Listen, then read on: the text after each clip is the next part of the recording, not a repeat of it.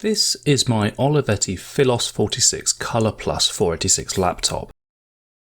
It holds the distinction of being the first computer that I ever bought for myself back in the late 90s. And when I picked up this identical example last summer, I made a promise to myself, and more importantly to my wife, that this would not be the start of a project to rebuy every PC I'd owned since then.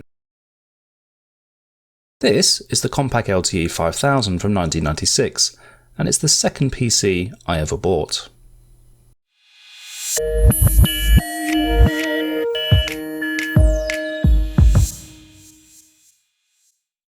So the 5000 series of LTE laptops were the last Compaq range to feature the LTE naming convention. The original models came out in 1989 and were among the first to be roughly the size of a paper notebook, hence achieving the status of being considered notebook computers. This 5000 model was the bottom of the range, sporting an Intel Pentium processor clocked at 75 MHz and having 8 MB of RAM from the factory.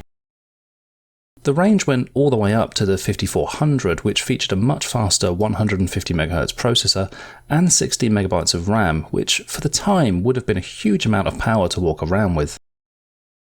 That said, this humble base model is still quite capable, with an 800 by 600 colour display, a wide array of ports on the backs and sides, including infrared, as well as 2 PCMCIA card slots for adding additional connectivity. One of the most revolutionary features, though, was the swappable media bay, which allowed you to choose whether your system had a standard 3.5-inch floppy disk drive as shown here, or an optional CD-ROM drive instead. This was a very useful feature at the time and kept the cost down for those users who didn't need to use those newfangled CD-ROMs in their laptops. For those who needed the ultimate in connectivity, a docking station was also available from Compaq, which not only made it easier to use this machine as a desktop replacement, but also added options for an additional hard disk to be installed, meaning you could safely transfer all of your important work files when connected, protecting them if the laptop were lost or stolen. So let's take a closer look at this example. I actually got this one for £5 from an independent auctioneer.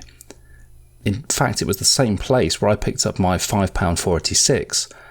I went to their showroom to pick up that machine, and this laptop was sat on their shelf gathering dust. They didn't have a power supply for it and didn't know if it worked, so were good enough to hand it over for a token amount.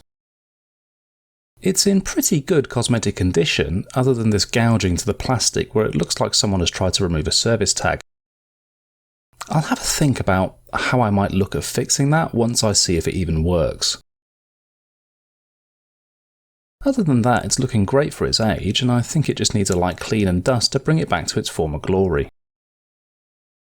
Before that though, it's time to see if it actually works. The power supply is just a standard 18V PSU, and replacements are easy to obtain online, so I grabbed this one and thankfully it sprang straight to life with no issues. The first thing I noticed was that this model has the cheaper DSTN display and not the infinitely clearer TFT one. Not the best news for retro gaming, but at least it stays true to my original model, which also had this terrible display. To try and make the best of a bad situation, you have brightness and contrast controls here, and with a bit of careful manipulation you can get something that's just about usable depending on your lighting conditions. The BIOS reported a couple of system errors here indicating that the internal battery is dead, which is not surprising. I'm not looking to use this machine day to day, so I probably won't bother replacing it, but I probably will open it up and remove it at some point in case it leaks and destroys the motherboard. Dropping into the BIOS, you can see this has the stock 75 MHz processor, but it's been upgraded with an additional 32 MB of RAM up to a total of 40 MB. That's plenty to run even Windows 98 and a whole bunch of period correct games, so I'm quite happy with that. Worryingly, the BIOS didn't report seeing a hard disk, and yeah, opening the door at the front showed that the disk was not included. What's particularly annoying about this is that the LTE models used a caddy system with a proprietary connector on the back to connect the hard disk, and that's missing too. So I'll have to try and track one down online in order to install a hard disk. Thankfully, Chris Lenderman, otherwise known as Retro Tech Chris, over at the Compaq LTE and Armada owners Facebook page pointed out that the same caddy system was used in the later Armada line, and I was able to pick up one of those from eBay for about £10. The only difference between the two is that the Armada version uses this additional plastic sled which isn't needed for the LTEs. It looks like this caddy would have originally housed an 8GB hard disk, which was way too much for a machine of this age, so I'm throwing in this 1.3GB unit I have to hand. It just connects up to the IDE header on this ribbon cable and drops into place like so. Then the top of the caddy latches on and secures with 2 screws. One other thing that was pointed out was that the LTE version had a pull tab included to get the disk back out when the Armada version didn't. So I'm just going to add some tape here to help me pull the drive out again if I ever need to. Then the caddy goes into the machine and the door gets closed. Simple.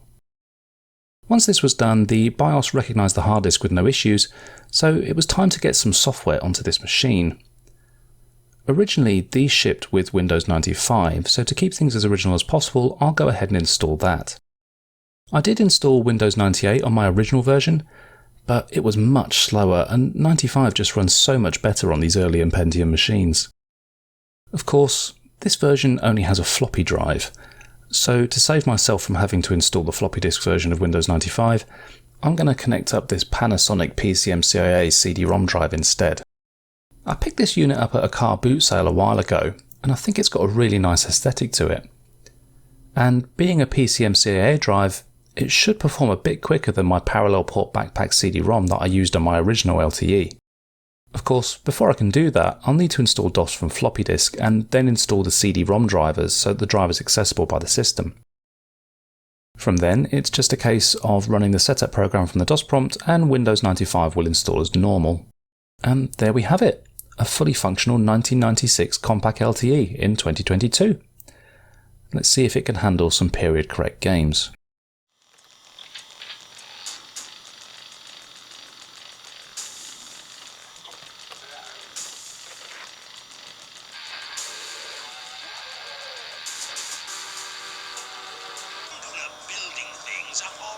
Sewerage systems blockage removal technician, Rinswin.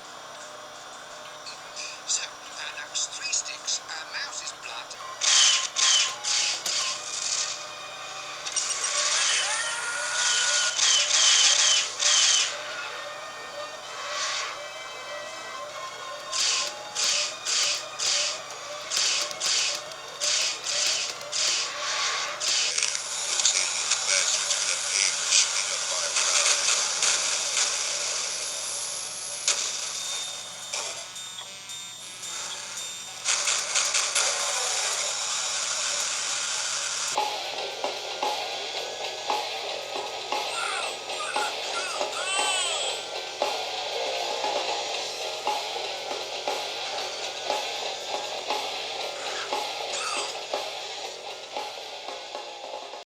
That is awesome. It's every bit as wonderful as I remember, even with that annoying DSTN screen. Most people will sneer at it, and perhaps rightly so, but for me it's pure nostalgia, and I'll definitely be wheeling this machine out when I feel that retro itch in future. Before I close off though, let's take a closer look at that blemish to the left of the screen. I masked off the screen and then went over the area with some sandpaper to try and flatten it down a bit. This didn't work too well, but at least the sharpest of the edges have gone away. Rather than try and sand this any further, or using some form of filler to get a smoother finish, I'm just going to put this Y2K sticker over the worst of it, along with a Windows 95 reproduction sticker to sit alongside the original Intel one. It's not perfect, but it looks pretty good to me. And it's going to look great on the... Oh, crap. And that's it for this video, guys. Thank you so much for watching. Please don't forget to like the video and subscribe if you're not already. I'd love to read about your memories of the LTI 5000 series as well, so please feel free to drop me a comment below. And until next time, bye-bye.